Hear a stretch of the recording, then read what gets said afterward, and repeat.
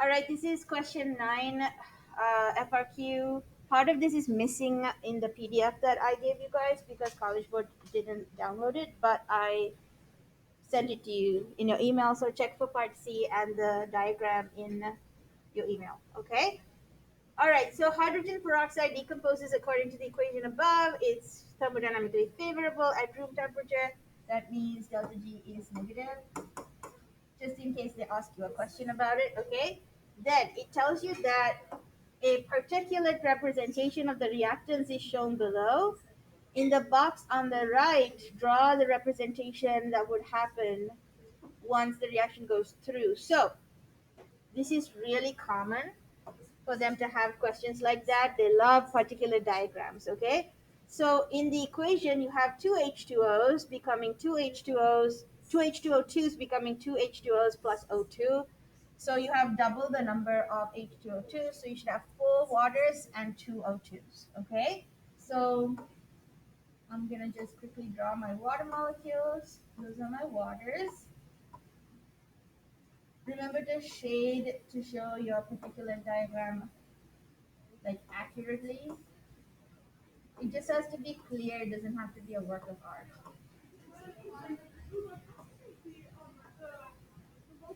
So those are your waters, and you will have oxygens, two oxygen molecules. There we go. Make sure to get the sizes right and the shading right because a particular diagram is about understanding the actual diagram. Okay? So make sure you have accounted for everything. You got 1, 2, 3, 4, 5, 6, 7, 8 oxygens, 1, 2, 3, 4, 5, 6, 7, 8 oxygens, and you're good. All right. So that was easy. Let's do the next question.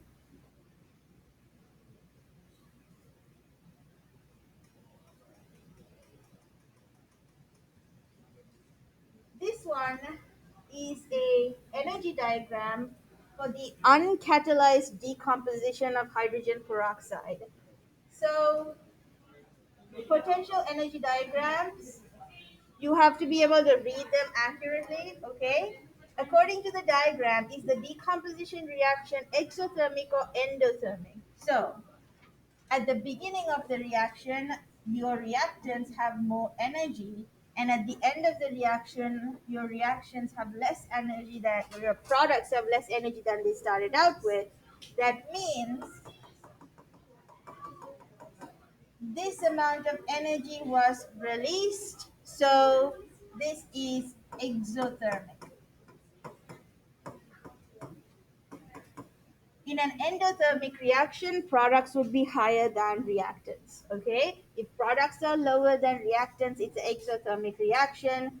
You can say as your justification, the potential energy of the products are lower than the potential energy of the reactants. All right, that was one of part B. Then, since I need the diagram for two of part B, I'm not gonna go down. So, I believe the next question is asking you to draw a catalyzed version of this reaction. Let me see if I can find a PDF and read it.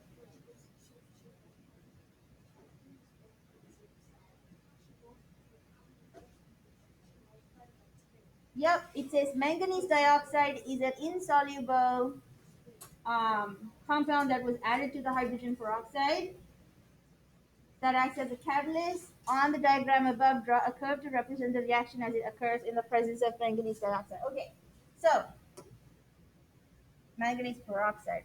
Okay, so let's draw the catalyzed one. All catalysis or a catalyzed reaction does is lower the activation energy. So your reactant energy and product potential energy remains the same. It's just that the activation energy is lower. Okay? So the blue line is the catalyzed reaction. The top of this hump is the activation energy required for this reaction to happen. The catalyst will lower the activation energy. All right. The next one is part C, I believe. And part C is asking you to look at a beaker. And I already put the beaker in your email, so just look over there to answer that question, okay? All right, so a student investigates the decomposition reaction in the laboratory. The student prepares two small beakers, adding 20 milliliters of 9.77 molar hydrogen peroxide to each one. Each beaker is placed on an electronic balance. The student adds zero point 0.10 grams of manganese dioxide to the second beaker and records the mass of each beaker and its contents at 10-second intervals for 1 minute. The beakers and the data are shown below. Now, the first beaker, that's your control. Nothing is happening to it. So you don't need it. But the second beaker shows that manganese dioxide is catalyzing this reaction. The bubbling is clearly going to be O2 because that's a product of hydrogen peroxide. Okay? So manganese dioxide itself is not getting consumed or used up. All that's happening is that hydrogen peroxide is reacting. Now, let's look at the question. For beaker 2, during the 60-second period, calculate the following. The number of moles of O2 that was produced. So, you are starting with 43.19 grams of hydrogen peroxide in beaker 2, and when 60 seconds have elapsed, you have 42.58 grams in the beaker. The mass was decreased because the gas of oxygen or oxygen gas or the mass of oxygen is escaping into the air. So the amount the mass was lowered by is the number of grams of oxygen. So that's going to be 0.61 grams of oxygen, grams of O2. So you have to calculate moles of O2, 1 mole of O2 on the top, 32 grams of O2 on the bottom. 0.61 divided by 32 gives you 0.19 moles of O2. All right, we're sticking to two sig figs. Then, the second question is, what is the mass of H2O2 that decomposed? Since you have moles of O2 and you have the ratio in which H2O2 produces O2, you can calculate the mass of H2O2. Let's see, mouse.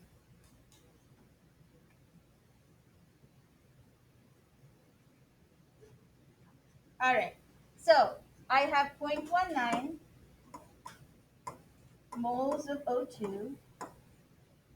The equation for this reaction is two H2O2s decomposed to two waters plus O2. Okay. So that means for every 2 moles of H2O2, I have 1 mole of O2. So 2 moles of H2O2 on the top, 1 mole of O2 on the bottom. Moles of O2 cancel out. You need the molar mass of H2O2. That's 34.02 grams of H2O2 over 1 mole of H2O2. Moles of H2O2 cancel out. 0.19 times 2 times 34.02 should give you 1.3 grams of H2O2. That's the amount of H2O2 that was catalyzed by manganese dioxide. Then, the student continues the experiment for an additional minute. For beaker 2, will the mass of H2O2 consumed during the second minute be greater than, less than, or equal to the mass of H2O2 consumed during the first minute? Explain your answer referring to the data table above. So, they want you to refer to the data table, so please refer to the data table in your answer. Okay? If you just give your answer and you don't justify it, you don't get the point. So, look at what's happening. The difference between 43.19 and 43.06 is 0.13. Then the difference between 0.06 and 0.94 is 0.12, etc., etc., etc., until you see the difference between all of these. They get smaller and smaller. Less and less H2O2 is consumed as the 60 seconds go forward, okay? Which means as time moves forward, H2O2 is consumed less and less. So, in the second minute, therefore, less O2, H2O2 will be consumed. Less H2O2 will be consumed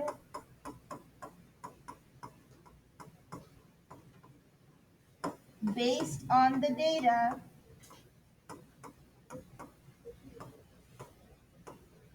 Each 10-second interval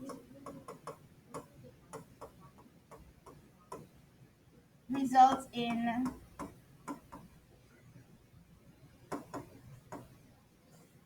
a lower amount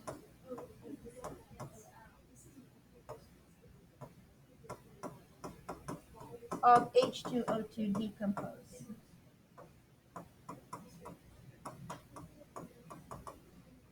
Okay, all right. Based on the data, the student claims that the catalyzed reaction has zeroth order kinetics. Do you agree with the student's claim? Justify your answer. No, it is not zeroth order, because if it was zeroth order, your consumption would be constant. The, the concentration, you wouldn't have less and less and less H2O2 being consumed if it was zeroth order. Okay? So make sure that you review your orders of reaction for this particular problem. Okay? So consumption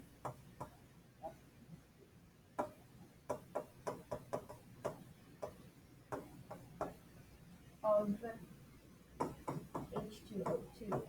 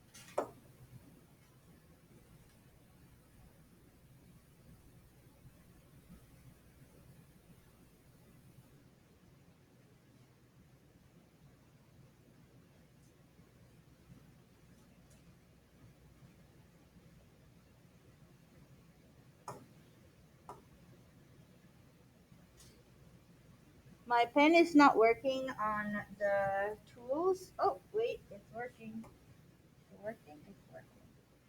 It's working. If there was a giant pause in the video, just fast forward. All right. It takes me more time to clip the video than it would just for you to fast forward. All right.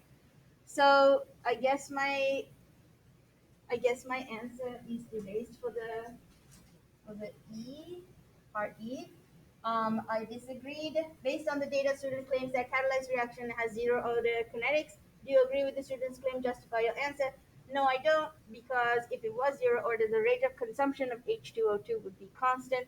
Since it is not constant, it is not zeroth order. We don't know if it's first or second or even fractional orders, but it's definitely not first order. I mean, zero order. Okay? Part F. A second student did the experiment using larger volumes of 9.77 molar hydrogen peroxide. The student noticed that the reaction in beaker 2 proceeded, blah, blah, blah. Something splashed out. The student claims that as a result of the loss of the liquid, the calculated number of moles of O2 is greater than the actual number of moles of O2. Do you agree? Yes, I agree because